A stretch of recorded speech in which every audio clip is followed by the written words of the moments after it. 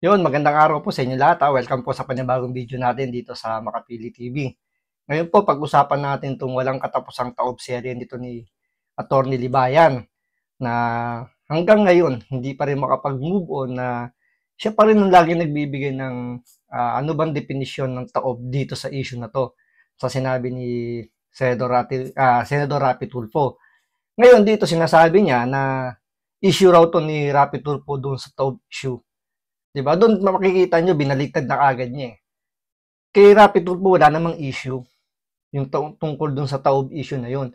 Sa kanya lang naman may issue, yung taob issue na yan. Kaya nga siya dito nasampahan ng kaso. Dahil nga iba yung pagkakaintindi niya, masyadong malisyoso yung mga pinagsasabi niya, kaya siya nasampahan ng kaso.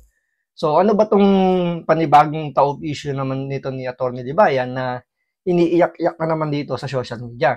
So pagsimulan po natin talakayin yung issue na yan, pero kung bago lang kayo sa channel na to, baka pwede naman maglambing sa inyo. Pakipindot naman yung subscribe button at the same time, pakilike na rin yung video. Wala naman pong bayad yan. So start na po natin itong issue sa taob serye ni Attorney Libayan.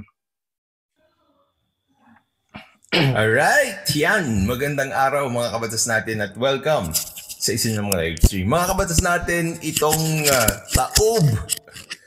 taob issue ni Rafi Tulfo, mga kabatas natin, bungad pa lang, taob issue raw ni Rapi Tulfo. Samantalang siya ang iyak ng iyak tungkol dito sa taob na to, ni isang beses hindi pa nga naglalabas ng anong statement dito si Senador Rapi Tulfo. Ngayon, sasabihin niya, issue raw to ni Rapi Tulfo dun sa taob. Pero sino ba yung halos maganda iyak-iyak dito sa kapapaliwanag kung ano ibig sabihin ng taob? Siya lang naman yung nagbibigay ng interpretasyon kung ano ibig sabihin ng taob. Diba? Hanggang sa umabot na sa makasuhan siya dahil sinasabi niya na ang taob daw ay pagbabanta raw sa buhay niya dahil kukuha raw to ng gunman para barilin siya or itilin yung buhay na sinasabi niya. So, siya lang naman yung nagbigay ng interpretation doon. Pero sinabi rin naman niya, ang proper authority na magsabi kung ano ibig sabihin doon, sabi ni ganyang statement na yun, kung sino yung nagsalita at kung paano niya sinabi yun. Diba? Doon pa lang contradicting yung sinasabi ni Attorney Libayan. Kasi wala naman sinasabi si Rapi Tulfo kung ano ibig sabihin nun. Na malino naman, wala siyang binanggit na pangalan. So, dito, nag-iiyak na naman si Attorney Libayan na kung tutuusin, hindi naman, hindi naman to kasalanan ni Rapi Tulfo. Sa tingin ko, ang totoong may kasalanan dito ay yung nagmarites sa kanya na sinasabi na siya raw yung pinagbabantaan ni Rapi Tulfo. Tandaan niyo yung doon sa video na yun, right after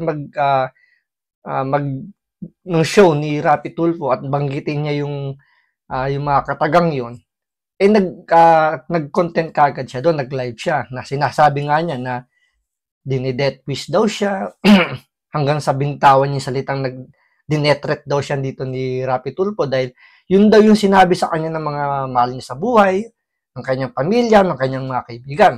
So doon pala makikita nyo, kasalanan na yun kung sino man yung nagmarites sa kanya, na siya yung pinatutungkulan dito ni Rapi Tulfo. Diba, malinaw na malinaw, wala namang binanggit na pangalan, malinaw din naman ang sinabi niya, ang proper authority lang naman na magsabi kung ano ibig niya sabihin doon sa sinabi niya, siya lang naman kung sino yung nagsalita. So dahil wala nga sinabi si Rapi Tulfo, so hindi natin alam kung sino yung pinatutungkulan niya doon. Kahit pa sabihin mo sa comment section, sabihin yung pangalan mo dyan, hindi pa rin si Rapi Tulfo ang nagsabi. Diba? Speculation nyo lang yun. So, tuloy na natin to kung ano ba itong panibagong taob serye dito ni Attorney Libayan. Siyempre, matagal nang pinag-uusapan ito. Pag makikita nyo dyan, mga kabatas natin, October 3, 2023, unang naging issue ito dahil tuwang-tuwa si Rafi Tulfo na may tataob. Okay? May tataob. At syempre, sa comment section, mga kabatas natin, nakita natin lahat na ang refer ni Rafi Tulfo na tao dito na tataob ay ako. Lahat daw nang nire-refer dun sa comment section, sabi daw ni Rapi Tulfo, ay siya daw. Sabi niya lang yun. Kasi kung panonoorin mo yung video na yan, Yung buong video no October 3, walang minention na pangalan si Rapi Tulfo. So, paano niya nasabi na doon sa comment section, ni-repair daw ni Rapi Tulfo na siya yun?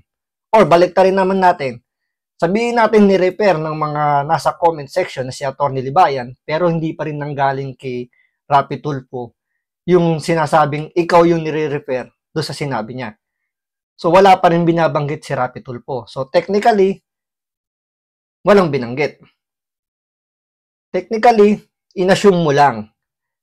So, ang may kasalanan, yung nagsabi sa'yo na ikaw yung pinagbabantaan daw o sinabi nung yung Marites na nagsabi sa'yo na pinagbantaan ka, inilaglag ka. Dahil alam nila, uusok yung ilong mo sa galit kapag si Rapi Tulfo yung nagbitaw ng salita. Dahil paborito mo yun. Parang kumbaga, yan yung pinaka appetizer mo sa pang-araw-araw mo . Lalo na yung narinig mo na binanggit daw ni Rapi Tulfo na ikaw yung pinagbabantaan. Di lalo uminit yung puwet mo.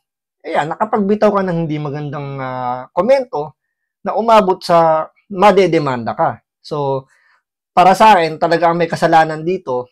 Ito, opinion ko lang naman, kung sino man yung nagmarites sa'yo. Mga kabatas natin, meron ding vlogger si Tulfo, sabi niya maglabas kayo ng pelikula. Although sinabi ko naman talaga yon, na ginagamit talaga sa pelikula yung salitang taob na pagpapatay sa tao sa pamamagitan ng mga hitman. Okay? Ngayon mga kabatas natin, ito pa isa napon ako rito kay Atty. Libayan. Isa siyang patola. Patola means palapatol. Diba? Parang hindi ito yung galawan ng isang abogado na papatulan mo yung mga vlogger. So parang dito, para sa akin, lumalabas, hindi na siya abogado . Yung galawan niya, hindi na pang abogado . Galawang vlogger na . Diba? Meron siyang titulo, abogado siya. Dapat alam niya kung ano ikikilos niya sa social media. Kaso, nangyayari, dahil pala patol nga siya, mas lumalabas na naging vlogger lang siya, hindi na siya abogado. Tulad yan, sa kanya rin man nanggaling na maglabas daw ng video or pelikula na ginamit daw yung salitang taob.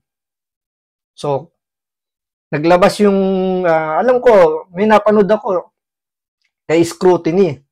Ang daming nilabas doon na video or clip or mga pahayag doon sa mga pelikula pero walang salitang taob. Ang ginamit ay itumba. So, ngayon dito, sabi niya na nag-dare daw dito si Nico David na sinabi maglabas kayo ng video or pelikula or ginamit yung salitang taob.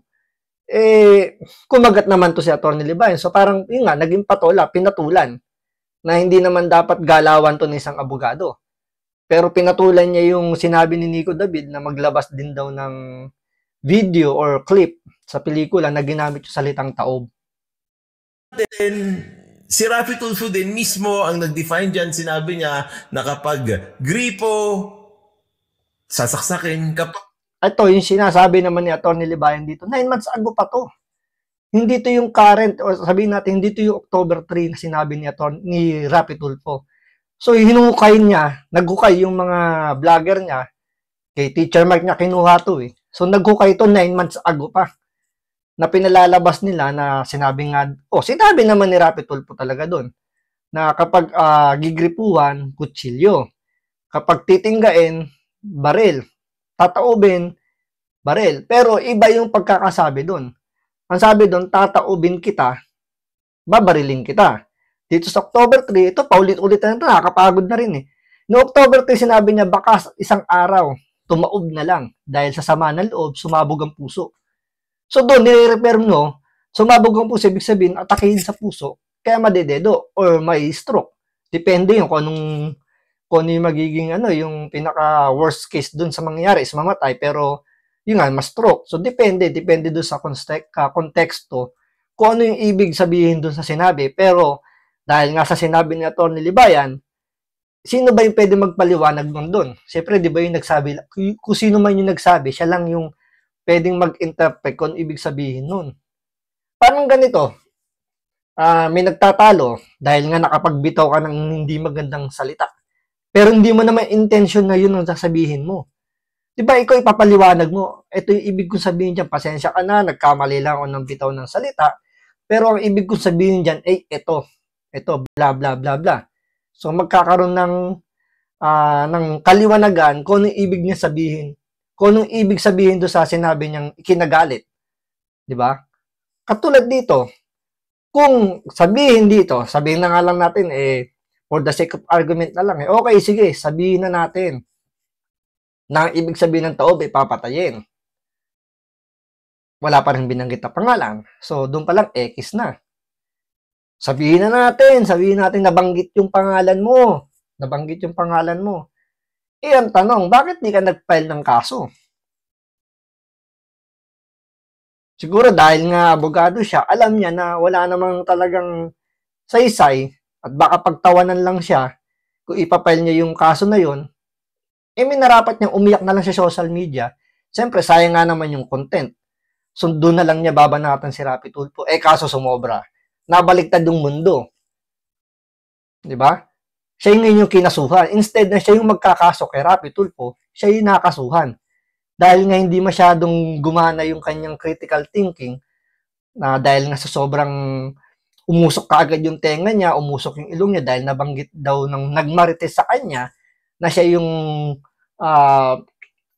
pinagbabantaan.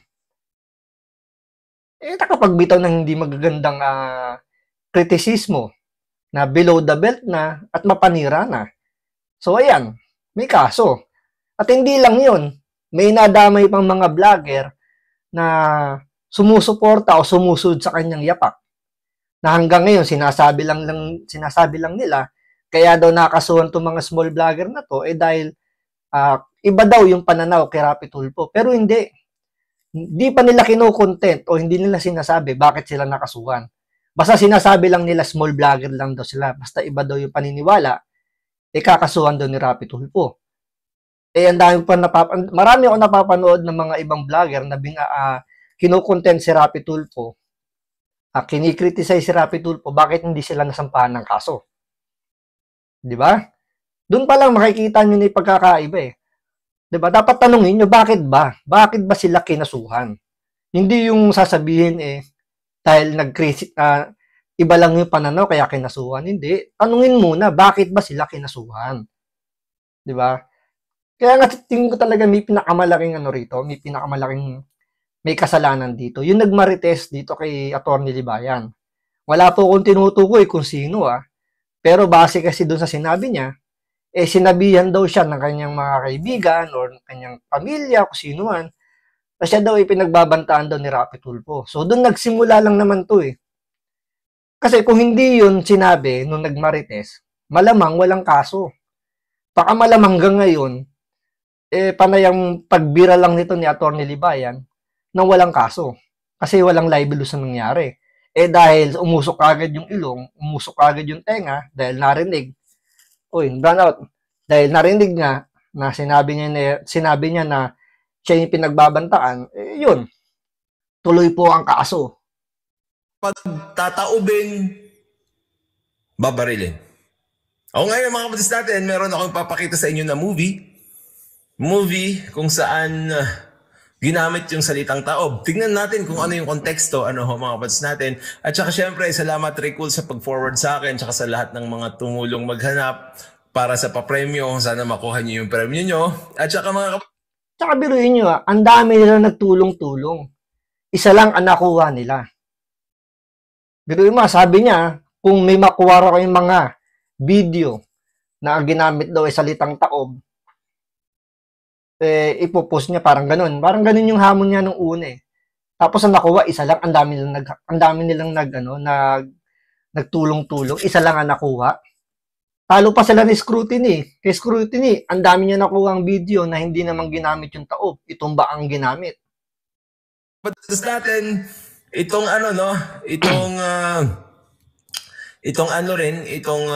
Rafi Tulfo in action din, may forward sa atin si Ricul din. Salamat ulit Ricul, tungkol sa sinabi ng abogado sa Rafi Tulfo in action tungkol sa problema na iyong gawa.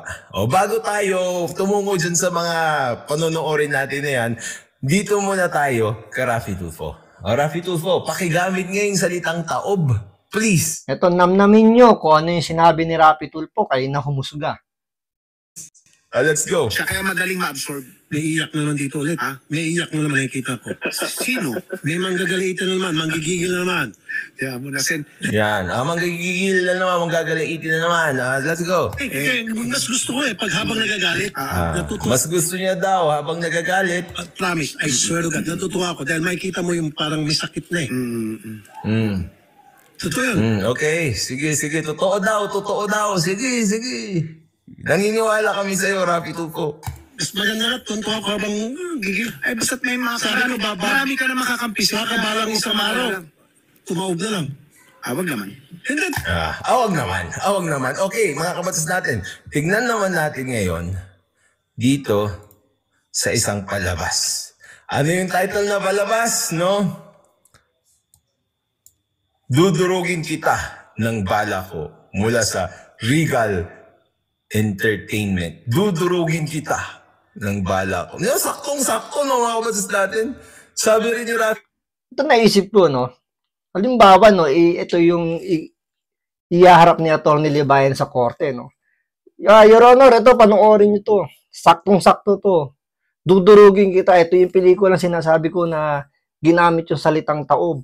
So, ito yung magpapatunay na talagang sinabi ni Rapi Tulfo na ako ipapapatay using ng mga pag-hired ng gunman. So, ito yung iyaharap niya sa korte, oh. Rapi Tulfo kasi, kapag baril, taob. Dudurugin kita ng bala ko. Abangan natin kung nasaan yun, mga kabatas natin. Okay. Sa susunod, ito, tignan nyo, this is from Regal Entertainment. This is an actual verified account of Regal Entertainment. Tapos, mga kabatas natin, ang caption pa nun, Ang caption pa nun. Okay, ang caption pa dito. Sa susunod, bahala na ang Diyos kung sino ang tataob sa ating dalawa. Sabi niya. Tignan natin. Diba, doon pa lang sa title, makikita nyo na Sa susunod, bahala na Diyos kung sino ang tataob sa ating dalawa. So, doon pala makikita mo sa ibig sabihin doon na balang isang araw, tumaob na lang. So, magkaiba yung konteksto ng salita. Kahit isama pa natin yung sinasabi niya 9 months ago na tataobin kita. Ang layo, di ba? Tataobin kita, baka balang araw, tumaob na lang. Tapos, ito sinasabi niya na bahala na Diyos kung sino yung tataob sa ating dalawa. So, di ba magkakaibang ibig sabihin nung salita na yon. Tapos, ito yung ibabangga niya dun sa korte. Ewan ko lang kung ito bibigyan ng kung tatanggapin to ng korte. Tignan natin kung ano sinabi. Bakit hindi mo ito? Ito, watch movie muna tayo. Panoorin muna natin. Medyo matagal na ako din nakapanood ng Tagalog movie na bakbakan. So, panoorin muna natin itong yung ipinrepair ni Atty. Libayan. Hinihintay mo! Ano? Sige! Ibulok mo! Sige, Reden! Nakita niyo, may baril, mga kabatas natin, Anong definition ng Rapi Tulfo sa pagtataubin mo yung isang tao? Baril. May baril din dyan. Natural action movie yan, kailangan may baril. Kasi barilan yung mangyayari dyan. Alam nga naman action movie, ang hawak dyan, puro bulaklak. Pero pwede nga naman. Pero, di ba kung lahat na lang ng lahat lang ng pare-parehas sila Kay Kamatis, kay Teacher Mark, lahat lang nakikita nila doon sa pelikula, may ibig sabihin. Ayaw mag-stick kung ano ba yung hinahanap natin dyan sa pelikula na yan. Ano ba yung tema? Ano ba yung subject matter? Hindi, sila kung ano yung napapansin nila. Andyan yung kay Kamatis, yung bigla niyang yung kay Meloyap na napansin ni Meloyap na biglang ni-slow mo yung video para makita ang sinabi niya, tinitigan yung bag. Tapos, yung nakarang video na pinost ko, na mapapansin nyo na minimekos-mekos niya yung video para lang sabihin na sinabi ni Atty. Tikman. Ganon din yung kay Teacher Mark, na binibigyan din ng mali siya yung bakit daw yung ang ganda daw ng mga picture ni Ma'am Maricor, kahit na yung meron siyang kamag-anak na nasa ICU, ang ganda-ganda pa doon ng postura. Diba lahat binibigyan ng lahat ng nangyayari may ibig sabihin. Tignan natin. Buhay niya ngayon. Patayin mo! Oops! Patayin. Taob! Patayin mo. Sinabi bang sige, taobin mo. Parang hindi naman yun yung sinabi, pero binigyan niya pa rin ng twist. Patayin mo, bilang siningit niya, taobin mo. Diba, doon makikita mo kung ang nanonood dito zombie, malamang hindi maiintindihan. Diba? Kasi hindi nga tumitibok yung katay, hindi yan nakapag-isip. Pero kung ikaw hindi ka zombie, kung pakikinggan mo yung read between the lines, makikita mo talagang ipinipilit lang nila na i-connect yung taob serye nila. Tuloy natin. Patayin mo! Hindi kita papatayin ngayon.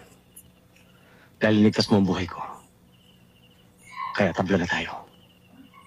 Sa muli natin pagtutuos, bahala ng Diyos kung sino ang tataob sa ating dalawa. Ayun. Nakita niya, mga kabatas natin, sa susunod nating pagtutuos, bahala na ang Diyos kung sino ang tataob sa ating dalawa. Di ba pinapalusot ng mga noon na parang sasakit daw, sa sama ng loob? Yung sinabi ni Rapi Tulfo, baka sumabog na lang, atakihin sa puso. So, ibig sabihin, sasakit sa puso or sasakit na pwedeng mamatay yun. Doon sa tataobin kita, nire-refer yun dahil may nagkaroon ng road rage doon, so magkaaway, so may intention to harm. So, babarilin, tataobin kita. Dito, ang sabi, bahala na ang Diyos kung sino sa atin ang tataob sa ating dalawa. So, ibig sabihin, nire-refer dito na hindi pa alam kung paano. Diba? Kasi Diyos na lang nakakaalam. Either pwedeng tumaob dahil sa sakit, pwede itaob ng ibang tao, pwedeng, kung ano man pwedeng mangyari. Diba? Kasi, sabi sa Diyos, yung Diyos na lang daw bahala. So, doon magkakaibang senaryo. So, hindi mo pwedeng i-connect yung sinabi niyo ng una doon sa sinabi nitong dalawa. Hindi pa pwede yun. Di ba? Kaya nga iba, ito yung isang example na nami-misinterpret ng isang tao yung sinabi nung kung sino man yung nagsalita. Lilinaw lang yan kapag yung nagbitaw ng salita, siya ang nagpaliwanag, doon lang lilinaw yan. Ay, sakto ata. Parang swak na swak mo. Parang swak na swak. Tingnan mo yung man nagko-comment ng mga zombie. Kasi nga hindi nag-iisip, ayan, sakto daw. Di ba? Well, opinion nila yan. Tignan nyo. Watch and learn. Hindi kita papatayin ngayon. Dahil ligtas mo ang buhay ko. Kaya tabla na tayo. Sa muli natin pagtutuos, bahala ng Diyos kung sino ang tataob sa ating dalawa. Sa susunod na nilang pagtutuos, bahala na ang Diyos kung sino ang aatakihin sa puso sa kanilang dalawa. Yung ba yun? I-connect niya sa ibang konteksto naman yun. Di ba? O ngayon, sabihin natin ito, naglabas siya ng isang video o isang clip sa pelikula na sinabi yung salitang taob. Ngayon, kukontrahin natin ito ng sabihin natin, hindi naman sa pelikula, ito binalita to. Ginamit sa balita yung salitang itumba, hindi taob. So, dito hindi script to, hindi script dahil balita mismo. Ito, script lang to, galing sa pelikula. Siyempre, kung ano yung nasa script, yung babanggitin nila. Dito sa balita, hindi to script. So, ito panoorin nyo. Yung ba yun, Odyssey?